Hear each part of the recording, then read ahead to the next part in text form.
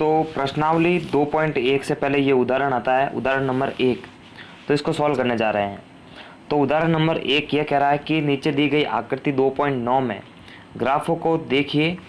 प्रत्येक आकृति y बराबर पी एक्स, जहाँ पी एक्स एक बहुपद है, का ग्राफ है और ग्राफों से प्रत्येक के लिए पी एक्स के शून्यकों की संख्या ज्ञात कीजिए। तो शून्यकों की संख्या कैसे ज्ञात करनी है आपको, कि जो ये वक्र जा रहा है ये एक्स को कितनी बार प्रतिच्छेद कर रहा है। जितनी बार प्रतिच्छेद करेगा उतने शून्यक जो है उनकी संख्या आपको बतानी है। जितनी बार प्रतिच्छेद करेगा उतने शून्यकों की संख्या होगी। तो यहाँ पर पहले डायग्राम की तरफ बढ़ते हैं। तो यहाँ पर देखिए, जब ये वक्र इस तरह से बन रहा है तो ये एक्स को जो है यहाँ पर काट रहा है और ये एक ही बार काट रहा है। तो यहाँ पर इसके लिए शून्यकों की संख्या एक ही रहेगी।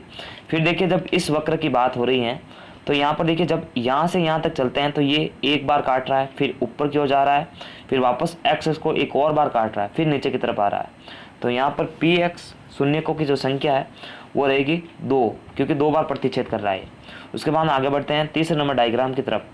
तो यहाँ पर देखिए, जब यहाँ से यहाँ तक बना रहे हैं तो ये एक बार छू रहा है, उसके बाद वापस ऊपर की ओर जा रहे हैं, फिर दूसरी बार टच कर रहा है, फिर वापस नीचे, फिर वापस ऊपर। तो तीसरी बार ये टच कर रहा है। तो देखिए 3 विभिन्न बिंदु आ रहे हैं यहाँ पर, एक बिंदु, ये दूसरा और ये तीसरा।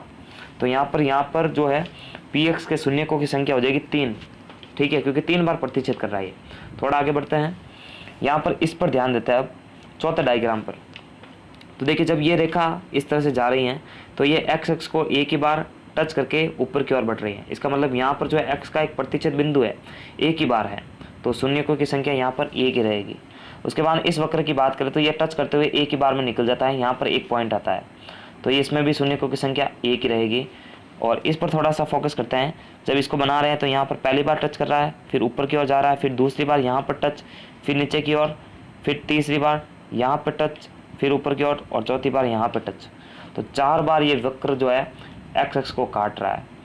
तो यहाँ पर आपको हमेशा ध्यान रखना, जिस अक्ष की बात कर रहा है यानी पी एक्स, तो एक्स पर ही उस वक्र की वक्र जो प्रतिच्छेद कर रहा है उन्हीं की संख्या आपको देनी है। अगर यहाँ पर पी वाई होता तो वाई पर प्रतिच्छेद जितनी बार हो रहा है उसकी संख्या देते हैं, लेकिन फिलहाल यहाँ पर इसने यही बताया है कि पी एक्स के शून्यकों की संख्या।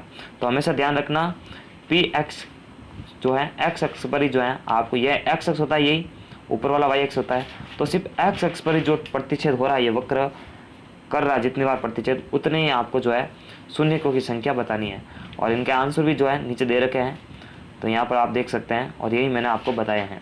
तो यहाँ पर क्यों ये जो बता रही है क्वेश्चन मार्क, जैसे यहाँ पर इसने बता दिया कि एक्स को केवल एक बिंदु पर प्रतिच्छेद कर रहा है, तो यहाँ पर 3 है, तो अब हम बता देंगे यहाँ पर कि वक्र जो है 3 बिंदुओं को प्रतिच्छेद कर रहा है एक्स पर। इस तरह सभी के कारण अपन लिख सकते हैं।